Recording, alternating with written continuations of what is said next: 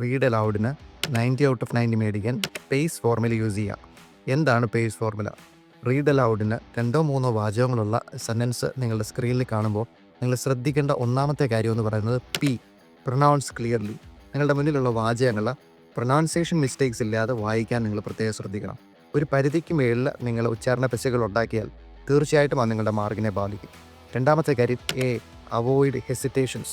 നമുക്കറിയാം ഓഗസ്റ്റ് 7 അപ്ഡേറ്റിന് ശേഷം ചെറിയ ചെറിയ പോസസും ഹെസിറ്റേഷൻസിനും അവർ മാർക്ക് കുറയ്ക്കുന്നില്ല എന്നുള്ളത് തന്നെയാണ് സത്യം. പക്ഷേ ലോങ് പോസസ് ആൻഡ് ലോങ് ഹെസിറ്റേഷൻസ് തീർച്ചയായിട്ടും ഒഴിവാക്കുന്നത് തന്നെയായിരിക്കും നല്ലത്. മൂന്നാമത്തെ കാര്യം കൺട്രോൾ യുവർ പേസ്.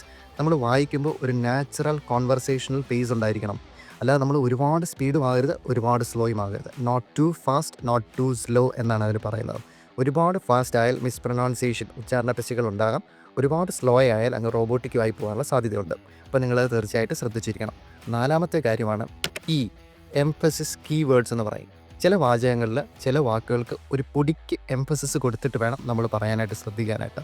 ഇപ്പോൾ ഉദാഹരണം, education plays a key role in shaping the future of society എന്ന് പറയുമ്പോൾ എഡ്യൂക്കേഷൻ, ഷേപ്പിംഗ്, സൊസൈറ്റി ഈ വാക്കുകളിലൊക്കെ ചെറിയ എംഫസിസ് കൊടുത്താൽ അല്പം കൂടെ നന്നായിരിക്കും.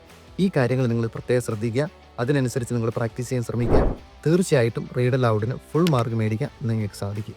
Thank you.